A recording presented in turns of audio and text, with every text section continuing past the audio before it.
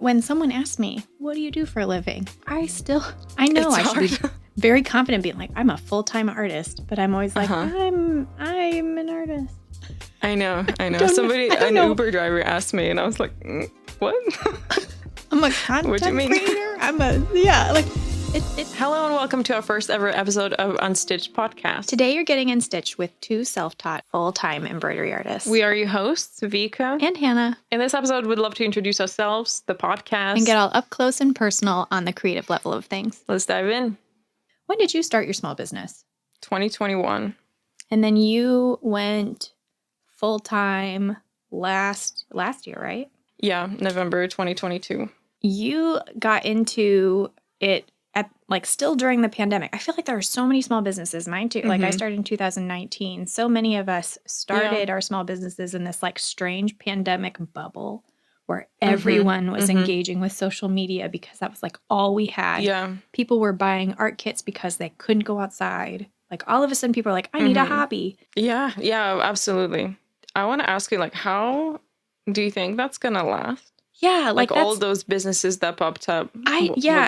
What's the percentage? So that's gonna that's last? what I was gonna ask you. I think we're seeing it already, especially in the embroidery world. There are several accounts, big accounts, people who were doing really well during the pandemic that all of a sudden sorry guys, I'm gonna go back to the job I had before the small business, or I've lost the joy from making this a business, so I'm gonna make it a hobby again. I'm not gonna be posting as much. It is very much happening. And I think it's because it's a response to all of us all of a sudden being like, whoa, so many of you are no longer able to just be on your phones 24/7 because you're working again.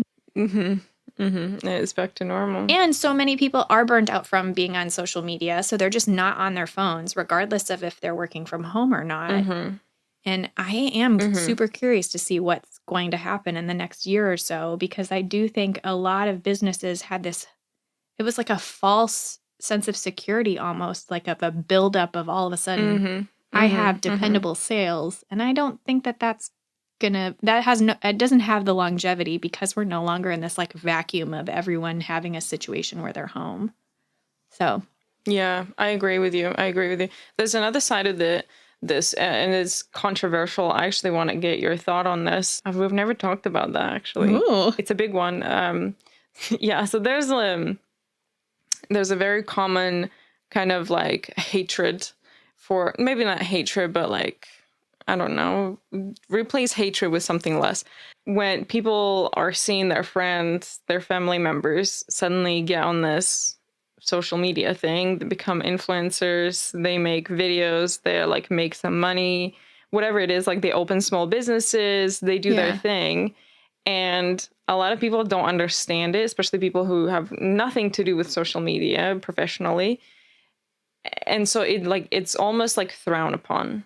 Am I using that word right? I actually don't know. Frown upon? Is that the... Frowned upon? Yeah. So... Yeah. Judged in a way. Yeah. Does that make sense? Yeah. Yeah. Okay. So there is this phrase, this quote from some famous lady. I don't know who she was, but it's gone viral many a times.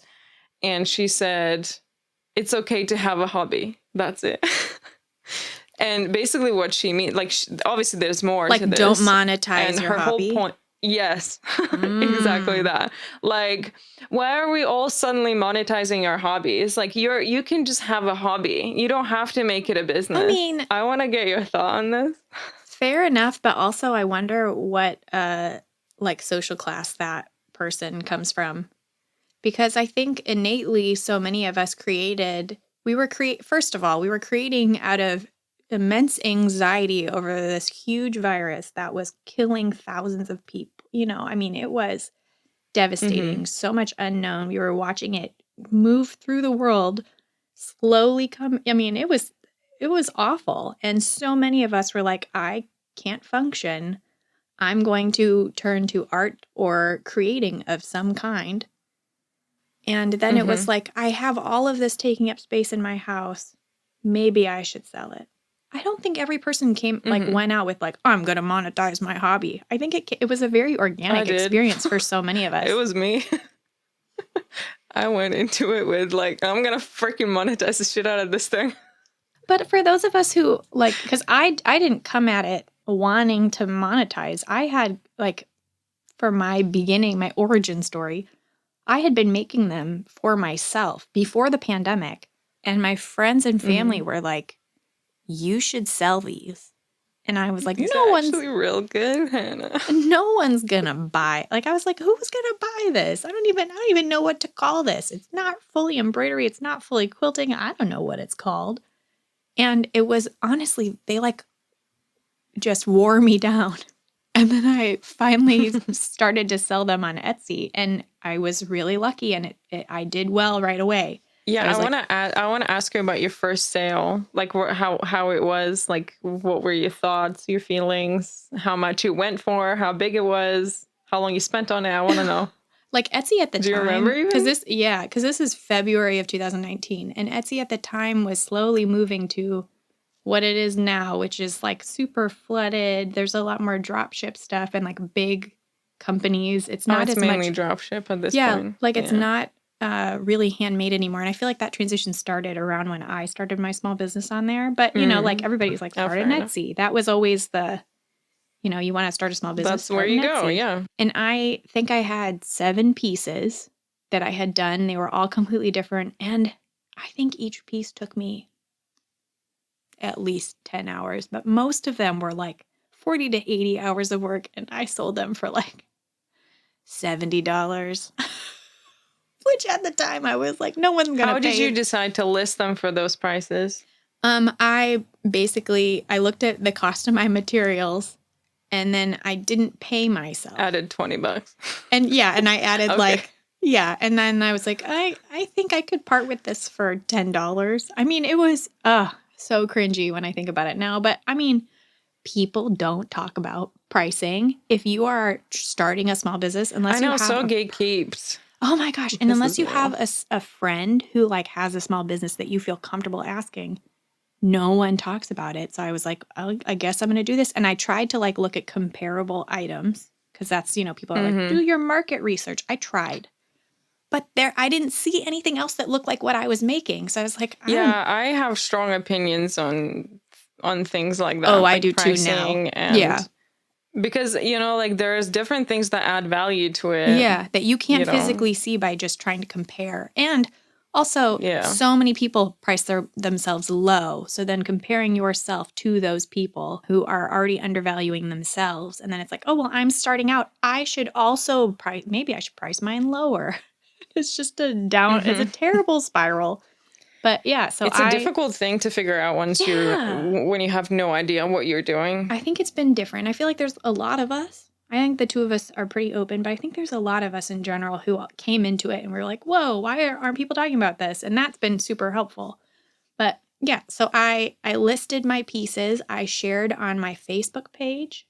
I have a Facebook business page now, friends, and I'm going to sell these. What are you, Gen X? Yeah, well, I mean, but Facebook was still like, I don't know. For Gen Xers. We're not going to talk about it. No, but the majority of the people that I thought would buy my items are older. So I assumed if I want to reach those people, I should be posting where they are. That does make sense, actually. That does make sense because fiber arts are very like granny type things, isn't it? Yeah. Until now. And not anymore. No, I think it's gotten way better, but yeah. And absolutely. I posted a link on my Facebook page and friends and family bought all of my pieces within like a couple hours. And I cried. Nice. It was a very wonderful feeling. And then I was like, okay, maybe I can do this as like a side hustle, which I feel like so many people say. Yeah. And then I did a drop like once a month basically after that. And I started my small business in February of 2019. 2 weeks later, I found out I was pregnant with my 3rd child. So my first year of business did not go according to plan because I did not plan on being knocked up. And so I didn't make nearly as much as I wanted to in terms of like how many pieces I produced. That makes sense. But so it was very much like a just for fun thing. I didn't go full time until July of 2020. And a lot of that had to do with the fact that I was making fabric masks because I had anxiety and I had just yardage like you wouldn't believe of fabric. So, Oh, I believe. yeah. I've seen your collection. Yeah. So you can imagine I made over 5,000 masks. So you can imagine how much fabric I had. Yeah, that's crazy. Before You I had made a freaking fabric masks. factory over there. I did, all by myself. Burnt myself out like crazy. I don't want to sew another face mask ever again in my life. I really didn't go into it wanting to monetize a hobby. It was, though, we have to recognize that we live in a capitalist world where it very much is, how can I make more money to live? Because many of us are not living, like, I'm not living this lavish lifestyle. I would like to find a way so that I'm not doing a soul-sucking job where I feel like I'm paying for other people to profit off of me. I would rather do something where I get to profit on myself. So many of us want the Which is freedom. very scary. Yeah. And if you can make it work, of course you should monetize that. Why wouldn't we? I feel like it's... Yeah. So it's a very controversial thing. I think it comes from a place of not understanding and not wanting to adapt. I always compare our experience with like internet and social media rise with Industrial Revolution 100 years ago. Yeah. When if you didn't replace people with machinery, you were outrun by other people who did replace. I mean, it's awful, but people had to adapt. And if you didn't adapt, you just stayed poor. But if you did adapt, you made a bank. Yeah. And so that's what's happening here. Same thing with social media, all these kids making videos and earning crazy money. And so people are looking at it like, you know, Gen Xers, even like some older millennials are looking at it and thinking, what the heck? Like, how are you? What? That's wrong. Like, you have to go to college, go get an accountant job and earn your money that way. It's such an like elitist thing, though, to believe that it's fucked up. Yeah, to believe that all of us. Also, why does it bother you how other people earn a living? Why it bothers them. Why does it matter so much to you? And it's also that whole like get a real job. I work harder for my own small business than I ever did working for other people. We work 24/7. We're constantly working. We might not actually be physically stitching something, but the amount of behind the scenes stuff that we are doing, I am working harder now than ever before, but also I get to enjoy the life that I have versus being physically away from my home and like working in someone else's environment that they've decided for me. Making money for somebody else. Yeah. I mean, I think a lot of it just, again, stems from this like jealous outlook that you have to suffer for so long or spend so much money on a college degree. Also, newsflash, I did get a college degree. I welcomed $40,000 of debt to get a degree for a job that I thought I would do for the rest of my life. It didn't work out. I got burnt out like heck. I do not want to do that job forever.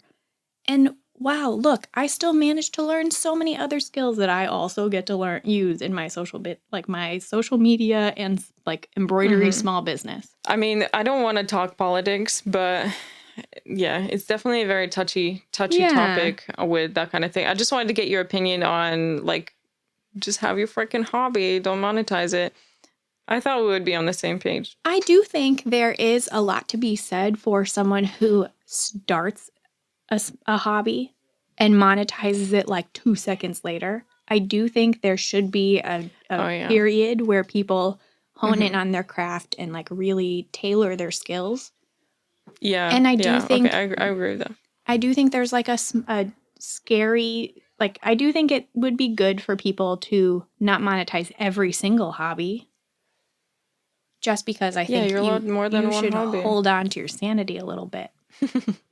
Yeah, no, absolutely. Can't make everything about money. I want to circle back to what I said about me starting this, wanting to monetize it from the get-go. Yeah. And it sounds very, like, it can be judged. I understand, but I want to like clear things No, up a little bit. I love that we no, no, have no. two Wait. perspectives of like, No, me too. But I want to explain because mine is like not necessarily unique, but it's not what yeah, an average person can think of straight away from what I said. I wanted to monetize it in the form of content. I didn't want to sell anything. I wanted to make YouTube videos. I wanted to get I knew that. like a YouTube creator program thing going because I already had a lot of experience in video making. Like I made 3 or 4 videos and like everybody was like, whoa, these are really good videos. Like you've done this before?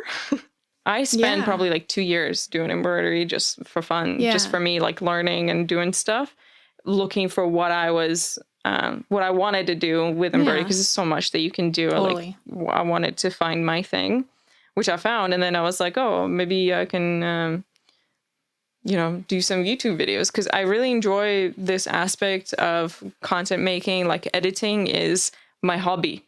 I use it for work a lot now, for content and stuff.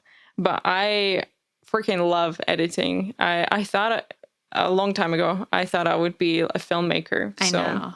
That's where I come from with wanting to monetize it. I still think you have that in your future. I really want to, we talked about this. We did. We want to start YouTube channels and just make really good. Although really good long form. You want to make YouTube because of the love of editing and videography. I mainly wanted to YouTube, so I'm going to be that person now, to monetize because I see it as a nice little shiny carrot that I could chase. Catch on to. Yeah, for sure. I understand that. I get it. For me, it's definitely both. But I think for you, it's a lot more about the art of all of it. And I think the art of filmmaking. Yeah, and I think that's something worth noting because a lot of people who have started as a small business from a hobby do not have the background of like videography and editing like myself. And we just like scrape it by and just try and do our best versus like you are coming at it from the approach of like truly loving the experience of creating content. And I find that so fascinating. Yeah, I think I'm lucky that I really enjoy it. That was like my first love is video making. There is this content creator that pops out with a fresh content every day. Oh, and they get like tons of views. So I was trying to figure out like what is it that makes them tick? Like why? And I had a conversation with a friend about it. And he said that it's most likely like a factory. It's probably like a team of 20 that makes it all happen. I don't think that that's the case with that particular account, but it is the case with a lot of those accounts. A lot of accounts, yeah. So it's very difficult to compare it. It's very easy because they don't show that here's our team of 20. They just show one face, one person, if that, We're going to talk about social media a lot on here. Totally. So well, because I don't want to start with bad vibes. There's really good vibes too. No, I don't think it's bad vibes to talk about the reality that we face, trying to strike a balance between real life and what we create to project to the rest of the world, because we do want to put ourselves out there as being competent and creative and present, right? So that people want to engage with our content. But that's hard when we also have other people relying on us and bills to pay, and we have to eat and sleep and shower. Do you feel like there is this, I don't necessarily want to call it a vicious cycle, but there's this format that you have to stick to? Yeah. And what I mean by that is basically it boils down to quantity over quality or quality over quantity. And you have to pick one. But then once you get on one of these boats, you can't really get off very easily without sacrificing on the business side of things. Yeah. So the way that we do it currently, I think we both share that same format, is quantity over quality. So you get a banger from time to time, but generally, like if you don't feed the algorithm, then it's not going to reward you. So what I've experienced is very, very slow but steady growth on Instagram in particular. We're not going to talk about TikTok because TikTok keeps changing. I like it. I really like it, but it is very demanding on like the content making part of things. Yeah. So do you feel that you're in the same boat with me? Yes and no. I've experienced slow, steady growth, but when they have done like significant algorithm changes to Instagram, that has made my account change when the amount of content and the quality of the content that I make, I feel like didn't change. Overall, I do think when Instagram made the change from still photos to a video platform trying to mimic TikTok, I think a lot of us felt really good about that change and we jumped on it. And the growth that we felt during that period was pretty significant. And I think it was whether or not we got onto the train of posting frequently. Like, I feel like that's when it started, of like making sure. Okay, I see what you mean. Yeah, so it's like a forced thing. Yeah, it was strange. And it was like, if you are on board with this, you're probably going to see a change. And I feel like that's what happened to a lot of us. And I felt it was like slow and steady. And then all of a sudden I had one thing that took off. And then I went from, it was like 80,000 followers in the course of like a week. And I did not enjoy that, which I'm sure I'm very grateful, but I did not enjoy that. And then the following year, it was like, maintain. I just stayed stagnant. Regardless of what I did, how much I posted, the quality of my posting, it just stayed stagnant. And that was a super defeating feeling because it felt like, oh, wait, now I don't know what the algorithm wants for me, or the people now that are all following me aren't engaging with my content. So my visibility and reach is lower. But now all of a sudden, I feel like there was another shift. I feel like they did something. I've noticed that on your side as well. I've noticed that. What was it? So the main thing that they did very recently is they've introduced replays. Yeah. So now they count views differently. So if for anybody who's listening, if anybody's listening at all, the change that I'm talking about is whenever like you scroll on Reels and you see something and then you watch it all the way through and it starts playing again, that counts as a replay. Yeah. And so if you have like a 2-second video and you put like 4 paragraphs of text on it, people are going to want to like keep watching it so that they can finish reading. And so a lot of people have been doing that shit, and that pisses me off because like I want to be entertained, you know what I mean?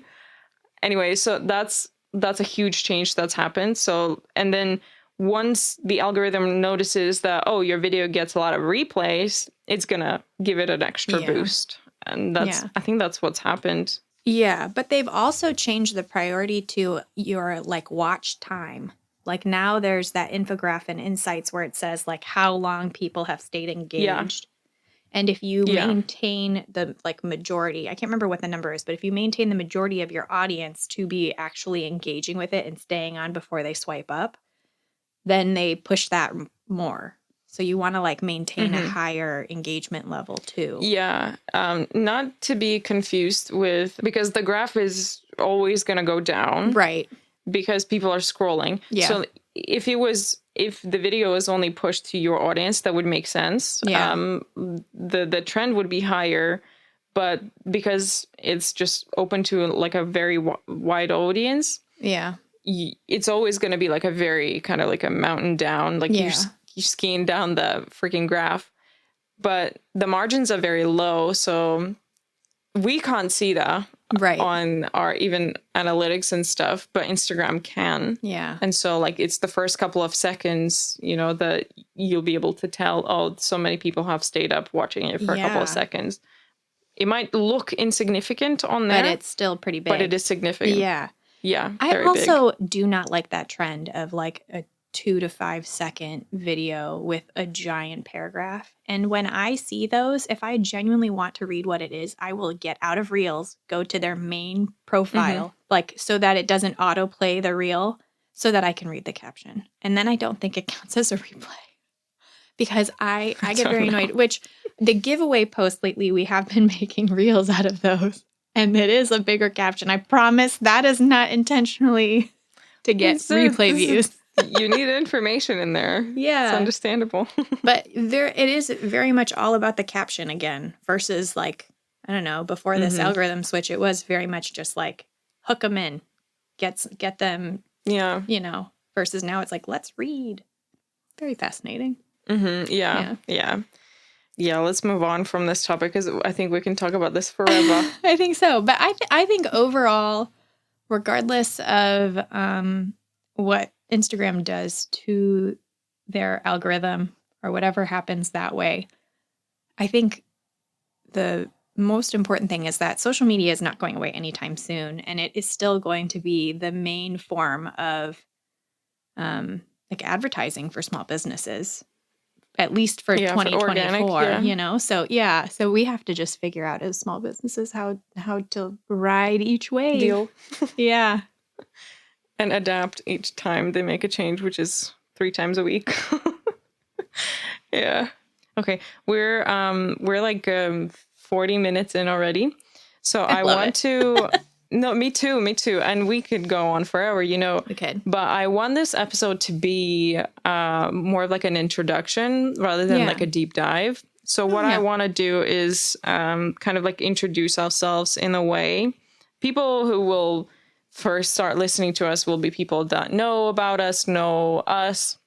So they don't need like a background story. But I think the background story, very condensed, you know, like a few minute thing is a good idea just to see where we're coming from. If you don't mind, like I'll just ask you a couple of questions and if you can elaborate, so that maybe I'll try and help people understand where we come from in that sense. Deal. We already figured that you started in 2019 and you made a bunch of masks. You were making art for yourself. Somebody said, hey, maybe you should sell these. And then you started to sell them. And that's how it kind of happened. And then social media, everybody was in the bubble, took off. And you've just mastered your craft and content creation in that sense throughout the years. Where are you at right now, Hannah? How's it going? Good. I mean, I never thought that this would be my job. So it still very much feels, and when someone asks me, what do you do for a living? I know I should be very confident being like, I'm a full-time artist, but I'm always like, I'm an artist. I know. Somebody, an Uber driver asked me and I was like, what? I'm a content creator. What do you mean? Like it still feels, and I mean, I'm heading into year 5. So it's funny. It's just strange to me. Like, I don't know when I'm going to have like a self-assured confidence, but I started as a quilter. My grandmother taught me how to embroider when I was like 8, and I've always loved fabric, and I've always loved embroidery. She taught me how to embroider on little tea towels with kittens on them. I just used all of those skills because when I had kids, I couldn't use a sewing machine and pin pieces on my floor anymore. So I moved to an embroidery hoop because it was something I could do while watching my children.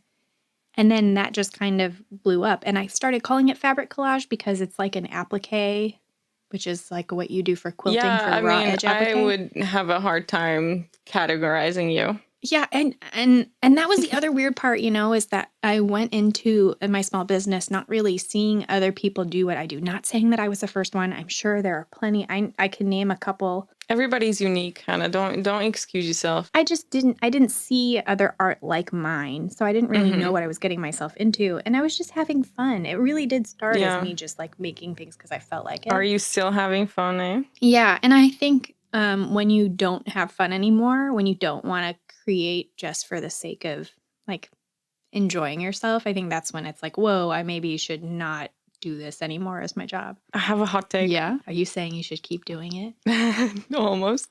I want to ask you, this is based on personal experience. You start this as just for fun. You enjoy it. And then you introduce a business aspect of it. Like, how has it changed for you? Like, do you enjoy the business aspect of it just as much? I've learned to love it. It was a very steep learning curve. I didn't go to business school I was a music teacher beforehand. A lot of it has been fake it till you make it. Hannah was in the band as well, by the way. We'll make one of her songs our intro. No, we're not doing that. is good. I did put up pretty strict boundaries though to continue to love the art side. So I don't do commissions. I know that would be an easy money maker. I know lots of people would love to commission me to make things, but that gives me so much anxiety because I feel like it kills the creative energy and process for me if I have a deadline or expectations. So I only make what I want to make. Same. Yeah. I've done commissions and it was horrible. Yeah. Oh my gosh. And I also don't do any pre-sales. I do drops. I list a date. These are my drops. We should talk about this later in later episodes. I mean, like about it's a the great structure. topic. Absolutely. Yeah. But I think because I put those strict boundaries up and I'm very clear about it, I haven't lost the joy of it. And when I do feel burnt out from stitching, I'll just take a break. And I share it. I'm always open about it. Like, hey, I'm feeling a little worn down. I'm going to take a break. And I'll go do something with my family. I won't stitch. But I stitch almost every day.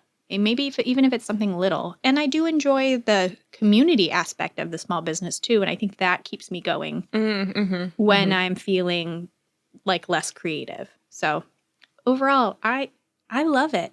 How are you? Yeah, I mean, I get them. You've come at it, your small business. So let's switch it up and talk more about you. Your small business came from a place of, yes, you wanted to like create a small business, but you started stitching because you wanted to deal with your anxiety, right? I've never ever in my life been an anxious person. I don't think I've had any anxious, like you get nervous when you have to do public speaking and things like that. An extrovert in many ways. I don't know what happened when I was 22. Just started very slowly. Anxiety kicked in. Like absolutely no idea where it come from.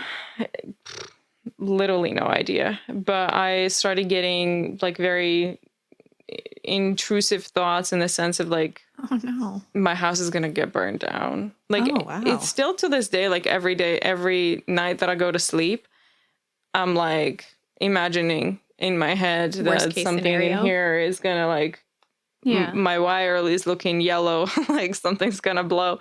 You know what I mean? It's awful. And then like I plan this whole like, how am I gonna escape from this fire? Like, what if I jump down from the window? How am I gonna do this?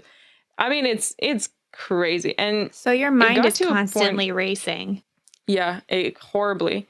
It got to a point like maybe a year or two down the line where it was like that, like 24/7. Like I would get up like 5 times before I fell asleep just to check on things, just to like listen to the walls. Yeah. I thought I was going mad. Like I thought that's it. But there was one night where I was like, oh my gosh, what the fuck am I gonna do? Like I went to, like I did a cognitive therapy session thing, and I did like a bunch of online courses because it's very expensive. I was like on minimum wage, so I couldn't really afford anything. Still really can't. But anyway, so yeah, that started with those kind of things. And then another thing that got me is like being in a car on a fast road. We've talked car about phobia is completely awful. It's gotten better over the years, but it's still really bad. Like highways, I just hate and avoid.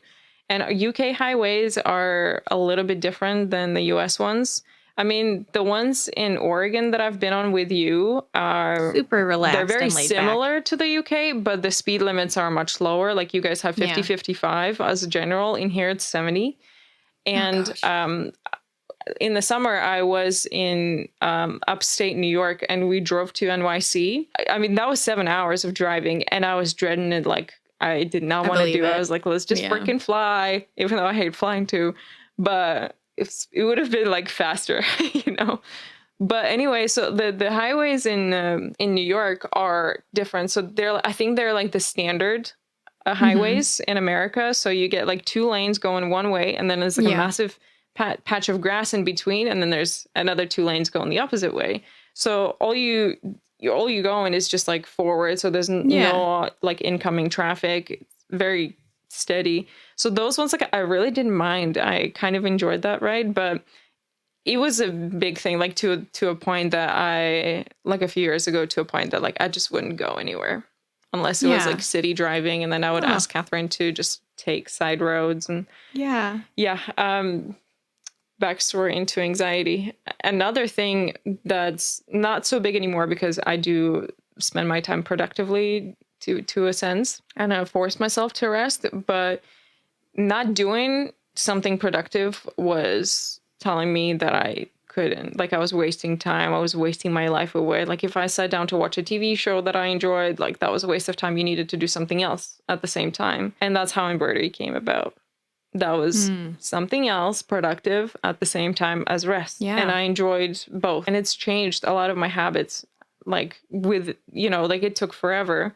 Yeah. But after a year already, like, I felt a difference of how, like, my mind is just like rewiring itself to not needing to do things all the time, constantly racing, running around, doing things. You didn't touch a needle. Like, you had never embroidered until I must have missed that class.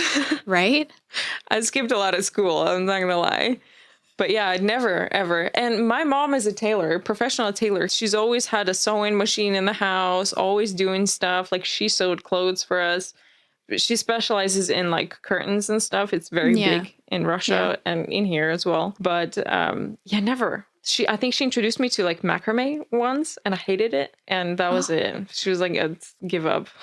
Blows my mind. I know. I love that fact about you. Yeah, that I never even knew what yeah, it was. I didn't even know well, embroidery was a thing I mean, until I found it. Just for anyone who, hopefully people who are watching this and listening have seen your work. Because, and if you haven't, you need to go look at Vika's Instagram, because the satin stitch is so perfect. You would think Vika has been stitching since she was 8. No, Vika just hacked it real quickly. Hacked it. You hack so many things so well. I love that about you. Thanks. No, there's always shortcuts to things. You know, that's my, like, motto. No, Take a freaking shortcut. No, to give you credit, I think you, when you want to dive into something, you go into it hard. Like, you do lots of research, you watch lots of YouTube videos. That's anxiety as well of it, I think, still. Yeah. And I'm trying to unteach myself from this, because I heard this phrase and, like, it got stuck with me. It's like, you can't learn your way into success. You have to work your way into success. Because until I went public with my embroidery, I was doing this shit for like 2 years, but I was also learning how to, what I can do with it. You know, like, it was YouTube videos again for me. Like, that's what I wanted to do. And so I spent like 2 years just learning about it without actually doing it. And that was a waste of fucking time. I mean, I learned a lot, but I didn't put it into action. And then very quickly, like within a month and a half, I realized this is not sustainable. I cannot crack up these like crazy production videos like every 2 weeks. You fucking kidding me? So I had to find another way to do it, which was Instagram. Yeah. It was just fun, lucky timing, I think. Yeah. So yeah, that's my story. Anxiety at the core of it. When you went full time, I know it was kind of scary. When I went full time, it was because, again, I was making face masks, and I realized I was making an income, like a livable income for my family. I realized I was going to make more than I did my first year teaching, which says a lot about the education system and how much we pay teachers in America. It does. But also, it wasn't like I'm going to go into it. Like, I left my previous job and went into it. I was a stay-at-home mom. I had already left teaching. It just organically happened for me, versus you made the decision. Like, I feel really good about my small business. I'm doing really well with it. But you were still working a full-time job on top of doing it, versus, like, I mean, momming is a full-time job, but it's different, you know? How did that feel for you? I mean, it was absolutely scary. You know what? It's crazy. At the beginning of 2022, I, sat myself down and got a piece of paper out and, like, wrote out some goals. And one of my goals was to quit my job by the end of the year. I decided, like, I will put a lot of my time into this. And, I mean, it's a fucking good thing I enjoy it, because literally all of my time went into it. Like, I didn't have weekends to spend with family until this year. I didn't, like, and also car anxiety. I didn't want to drive anywhere. Yeah. But yeah, so I gave myself one of those goals. And then, like, throughout the year, I was very doubting that it would happen, because you kind of just like, oh, I want to make this much to be able to quit my job. And as you know, it's very unsteady. You kind of just like Yeah. hoping for the best, and then you hit a jackpot and then quiet for 3 months. So Yeah. it's one of those things, and like learning to manage that. I had like, the safety cushion of my full-time job, and I honestly started to hate my full-time job because all I wanted to do was embroidery. But at Yeah. that time, I wasn't like, it wasn't gonna work. Like, I was not making enough. And so for me, it was like a way of figuring out how to make it work. But obviously, I only have that much time in the day. Like, I was already Yeah. sleeping like 5-6 hours. So it was really freaking tough. 2022 was crazy. Yeah, honestly, up until like the moment when I called my manager and I was like, can I put my notice in? I didn't know that I was going to do it. Like, it was very fast. I was just like, that's it. Wow. I'm sick of it. I'm going to fucking make it work. Like, it doesn't matter what the finances Yeah. look right now. I'm just going to make it work. So it was very spontaneous in a way, but also worked out to be like, I hit my goal, but I Yeah. didn't think I was going to hit it until I hit it. So, Yeah. and We'll then it have was to just crazy. Yeah, I we'll know. have We will have to talk about it. we'll also have to talk about like just how it is different going from a paycheck that comes in weekly or every other week or once a month to this was a real low month versus Yeah. oh my gosh, last Yeah. month I made like 3 times what I've made the previous. I mean, I know. we'll have to do a whole episode on that because Yes, that is, absolutely, we will. I mean, how do you not have anxiety when you don't know? Right? We just hope, right? And a lot of it has to do with, again, faking it till you make it and have like faith in your abilities and that other people want what you have to offer, which is hard when you have like imposter syndrome or anxiety. Yeah. I mean, to be honest, there are so many crazy things that people don't think about. They will learn. Like, I had to learn so many new skills, Yeah. but also I had to learn a lot of like life lessons. You know, talk about imposter syndrome. Like, that's always going to be there unless you're very vanity. I was going to say, unless you're a narcissist. Yeah. Yeah, exactly. But like, to manage that's a really difficult thing. But I think everybody like kind of gets to an understanding with it. Like, I'm looking at it as like a balance of, I think that comes with experience and with different experiences that you kind of build up over time. We will talk about that as well. I think another thing that I do want to talk about, because we keep going on and on, is we need to tell people how we met. Oh, we need to talk about a certain individual that is very important to us. Yeah. That got so us. We followed each other, a bit prior to us like really becoming friends. I found you through that viral video that you talked about at the beginning with like 80K people. That's how I found you. What? And I was like, yeah, bitch.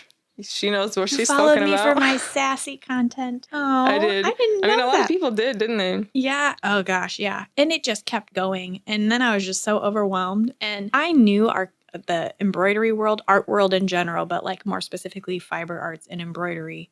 I knew the community was so cool, but that was the moment where I was like, these bitches have my back. For context, the video that we're talking about is Hannah kindly explaining to the world that a price that she put on one of her artworks is justified. Yeah. Which you shouldn't have to justify your prices. Like, you are the person that decides it. But I was basically like, if a luxury company can charge a stupid amount for a paperclip, I think I deserve to make a living wage. And boy, did that make people mad. And when you make people mad on the internet, that's when things go more viral. If people have very strong opinions on it. Controversial, you gotta. Yeah. And because it was controversial, whether or not it was art, which was super fascinating. I mean, talk about having an imposter syndrome and then having a bunch of people tell you it's not art. Whether or not I deserve to people are closed-minded. Yeah, whether or not I deserve to make money, and then what a living wage is. So all of those conversations were happening in my comments, and at the beginning, I was trying to reply to every single comment because I try really hard to reply to every single comment. I try to read every single comment. Yeah, you're because insane. If someone spent that time to type out something to me, I want to let them know I appreciate that they did it. I do that on Instagram, but not on TikTok. TikTok is not. Well, TikTok's a different beast.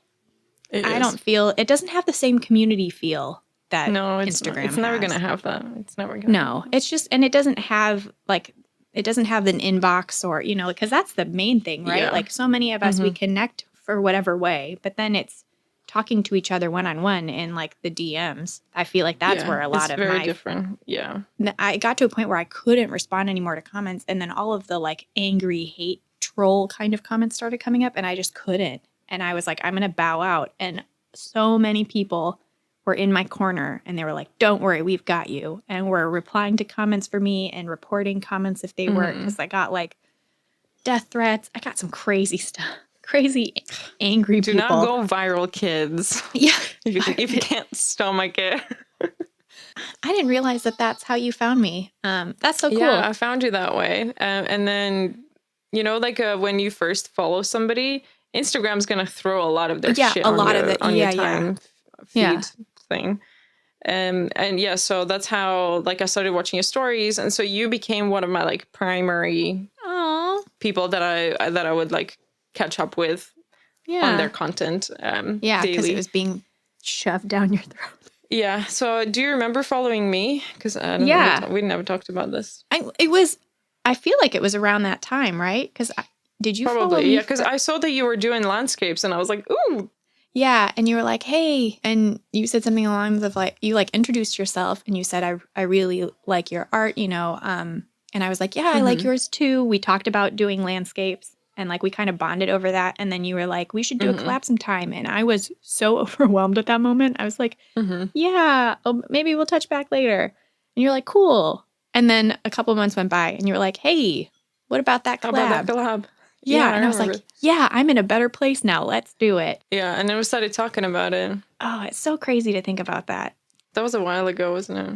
Yeah, and we were just talking back and forth. We didn't really concretely set anything up. No, because it was difficult. It's like, first of all, it's two different mediums. Second of all, there's a fucking ocean in between us. And like, what kind of collab should we do? Like, there's so many opportunities, but it also is hard to communicate that kind of stuff. But we just started talking about like other stuff. Like we talked about we bonded, we started talking about music. We started talking about like trends we saw on Instagram that we loved and trends that we hated. And we started sharing like small business stuff. Like I think that's when I realized like, oh, Vika is totally my kind of person because she doesn't gatekeep anything. Like we just like bounce back and forth about Yeah, so that was for a few months. Yeah. And then you're like, I think I'm going to do this full time. Like, I'm scared, but I think I'm going to do it. And I was like, yes, do it. Quit your job. Do it. And then you were like, so I'll have more time for this collab. Yeah. And then at which point I said, why don't you just come to the United States? Why don't you come to Oregon and we'll do it in person? Not really thinking that you were going to take me up on it. And then you were like, I booked my flight. I'll be there in like 3 weeks. I know. Well, it was similar to what you said. It wasn't like, I'll book my flights. It was more of like, oh my gosh, I think I can do this. Around like, I don't know, a month prior to that. Oh, yeah. Like a month prior to that happening, I had started a friendship with our beloved mutual friend, Natalie. Shout out to Natalie, because we know she's going to watch this. The biggest shout out to Natalie. She's the most incredible human ever. She sent me a message on my like Shopify, which is where my website is, inbox. And it was basically like, I would like to buy this nerd stand from you, but I live in Creswell, which is like half an hour away from me. And she was like, and I don't feel comfortable coming to you to pick it up. I could pay shipping, but would you deliver it?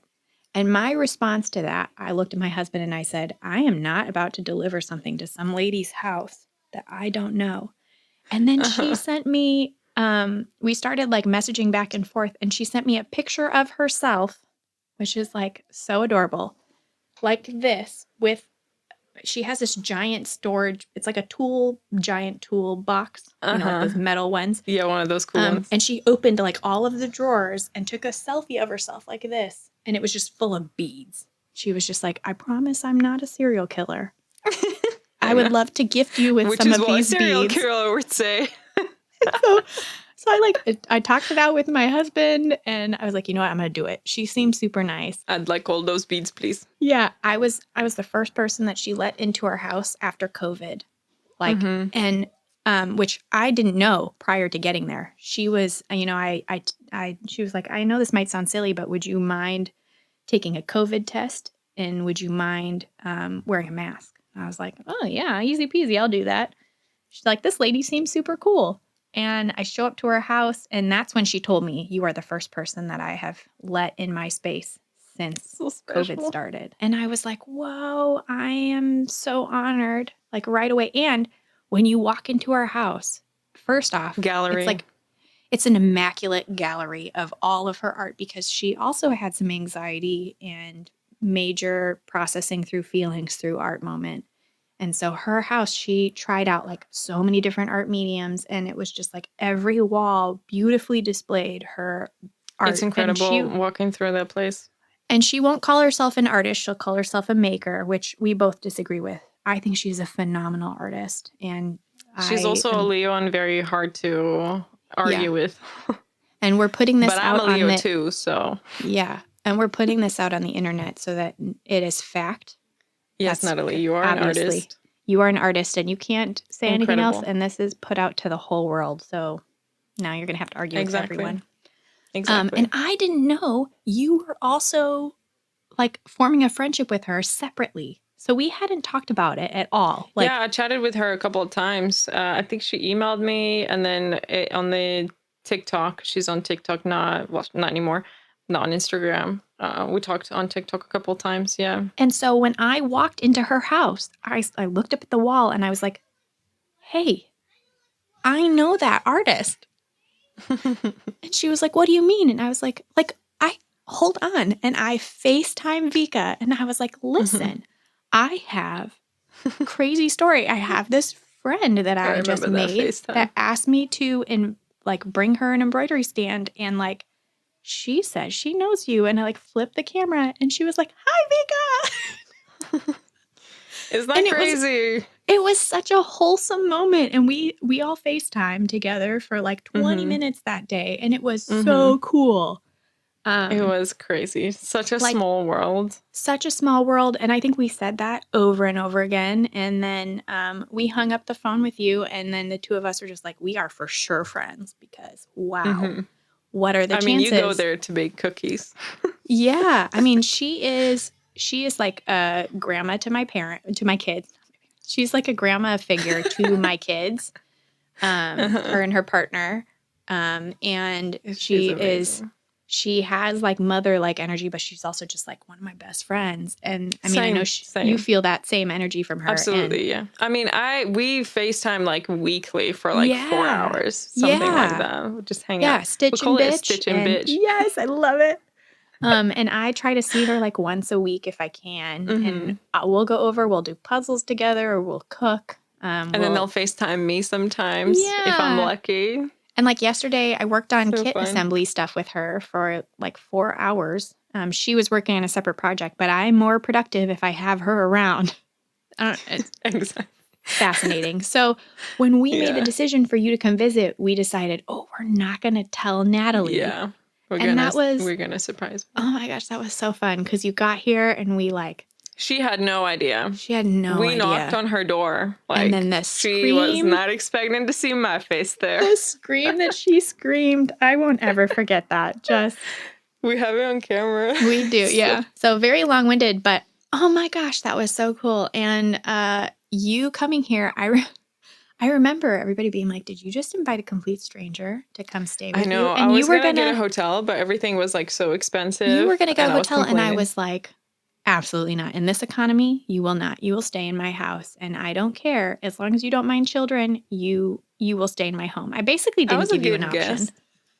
Yeah. And I've done that to a couple other embroidery artists who are like, I think I'm going to come visit Oregon. I'm like, you're staying in my house. And it's worked out. You're such an extrovert. You've come a second time. And my other friend that I convinced, Cassandra from Ever So Sweet Designs, she moved here. So I have a pretty good track record. You do. You definitely do. Yeah, I mean, that's when we decided that we need to put our thoughts out on the internet together, like conversation style. In our first time when we met, we were like literally every evening we would work, like throughout the day we would work on the collaboration, on the kit and stuff. And then in the evening would be like stitching and just talking, and we're like, we should, every time we like finish the conversation, it's like, okay, it's like 2 a.m. We should have recorded that. We should have recorded that because it was so good.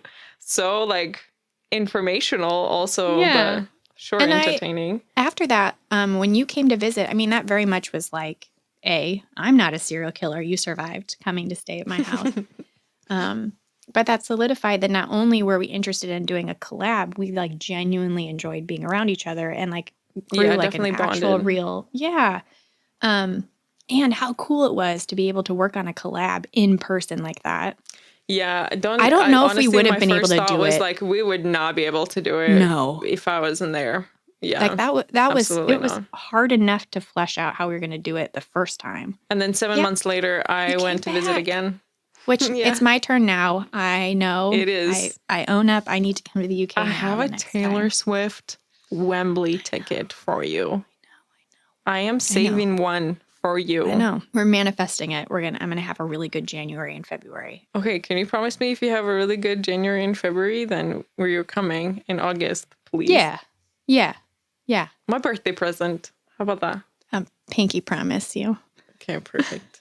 Perfect. Anyway. So we'll do another collab in August next year, but it'll be here. That first trip solidified that we wanted to record something. And afterwards, I was like, I don't know, maybe we were just like super sleep deprived and like just full of like giddy excitement. I don't know, maybe it's not a good idea. So I like talked to a couple of people like, I would watch that. I would listen to that podcast. And then when you came back the second time, All over again. yeah. This has been We've like had a this full idea for a year in the while. make. Yeah, like a really. This is like a year and a half. Figuring in the out like a making. video type of content is very difficult. We had to try a few different platforms, and a lot of things went wrong. This is the third time we're recording this episode. And I had a crazy old computer. My computer's from 2012, which, regardless of if you have up to date operating systems, if the hardware and components to your computer are doesn't work. dinosaurs, it doesn't work. So Yeah. got myself a newer computer. Literally last week. So first thing that we do is we record this. This podcast had a lot to do with me getting a new computer. Because otherwise I probably would have been like, it's fine. So Yeah. I sent her my old camera so that she can record. But that didn't work either. I'm going to use it though. It's cool. Yeah, you will use it. You'll learn some product Best photography. gift ever. Yeah. Anyway, so yeah, that's how we met and bonded and where this idea came about. But I want to elaborate just a little bit. Like the reason why we're like, oh, we should have recorded this or we should record something is because we were talking like as if we've known each other for like 10 years, as if we like knew nitty gritty of each other's lives as well. And so that like completely removed this like wall in between us where we'd be like, oh, should I say this? Should I not say this? We're just like, completely honest. And so we bonded over like the honesty of everything. So we just say like no gatekeeping. Like both of us were like completely open about like business aspect of things, art stuff. I mean, we talked a lot about all kinds of different things. And so we were like, you know what? There's nobody else that's honest about some things. And some topics people don't even pick up because it could be controversial or it could be, information you want to keep to yourself for one or another reason. But knowing that it's so difficult to get quality information for free, we were just like, you know what? We want to be helpful to the community in more ways than what we are doing currently. Yeah. And so this place for us, first of all, is to freaking hang out because we have an ocean in between us and we don't get to do this very often. But also we want to encourage the community to share and grow together. Basically to just grow together in all the ways, like business aspect, art things. Like we've been gathering lots of tips and lots of helpful information that we will share gradually, dependent on the topic and things like that. But yeah, we just want it to be like a complete no gatekeeping place where we share our lessons that we're learning, our experiences, like in the hopes that you will, do one of these things, like either inspire you or will teach you something or will open up your mind towards something or help you directly. maybe you have a question about certain things that we will talk about and things like that. We want to do Q&As as well and things like this as well. What else are you hoping for this podcast, Hannah? I think it's also important to note that we're not claiming to be experts in all of these areas or anything either. We're coming openly to this table, if you will, with conversation. So I think the part we're really excited about, we're not really planning on having this be an interview-based podcast like many podcasts, but we do plan on taking your input from comment sections and like Q&As, like you were saying, to really continue the conversation, because I'm sure there's lots that other people know. Maybe you haven't been confident enough or felt safe enough to share those views or that insight that you have because of the fact that like talking about pricing is controversial for some reason. Maybe those people will feel safe enough to message us or leave a comment on these videos, and we'll be able to further the conversation with your knowledge too. So we're for sure not coming at this as like we know everything, but we just want to be a part of the conversation. And if it means we have to start the conversation, we are all for it. And if nobody's going to watch, we're just going to hang out anyway. It's just us. Yeah. Yeah, absolutely. Complain about things and encourage each other. When the algorithm or the way that social media works sometimes, where you don't really see artists, especially if you have smaller accounts, sometimes it's just so hard to get seen. I think the other part of this podcast that we had talked about is talking about art trends that we see in the fiber arts world and accounts that we feel like aren't getting enough attention too. Like we want to boost. Yeah, we want to give shout outs. Yeah, uplift the community that we are a part of that's benefited us so greatly. Like we want to. Yeah, we also want to bring some people here that we personally know from time to time. This is not going to be a trend. This is not going to be an every episode type thing. Yeah. Think of it as just us two, and sometimes we'll bring in an expert. Not an expert, but another point just of view, another friend to chat. Another friend to chat. Absolutely. Yeah, for sure. And we obviously have no idea what the fuck we're doing with podcasts. Neither of us have done it before. So we'll do some learning. We'll introduce some things, some segments, a little bit of fun. And I've already been working behind the scenes on a fun segment. I don't know, should we do it in the first episode too or not? It's going to be called something along the lines of relatable or not. It's going to be a lot to do with social media. When something pisses me off, I write it down, and then I want to see like how many people can relate to this thing. Well, I already know one of them, which is when you share a 2-second video with a long ass caption. That is annoying. It is annoying.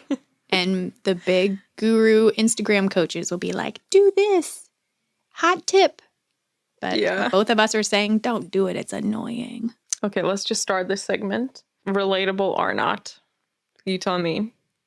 Okay. When I misspell the hashtag embroidery. Hannah, did you know the hashtag embroidery, not embroidery, or embroidery also is a thing? Those all are hashtags, and they have posts attached to them. Yes, they do. So if you type it in, it still pops something up. It might not have 256,000 or something. I am also guilty of this. I have also accidentally typed in fabric collage with only one C in between fabric and collage instead of two. So I'm sure there's lots of things that I've posted to that as well. I hate misspelling hashtags. It's so annoying. I mean, it's not even a big thing anymore. Like, people don't care about hashtags. The algorithm doesn't care about hashtags, but pisses me off still that my phone doesn't know how to spell the thing that I spell all the time. Like, you would think it would like autofill or autocomplete. I know, it's so bad. That's a good segment. I will prepare something for next time. Anyway, thank you for getting unstitched with us today. And be sure to follow us on all of the social media platforms, Instagram, TikTok, YouTube, and all the links are in the description or show notes. Yep. Thank you so much. See ya. Bye. Maybe we should just say an ocean apart? Yeah. Full-time embroidery artist, an ocean apart. I feel like that conveys. I love it. It's so romantic. Yeah. Romantical. Cute. Have you watched Anne with an E? I just finished watching Anne with an E. It's so good. So good. Yeah. The word that I picked up from there, so romantical. Romantical. So romantical.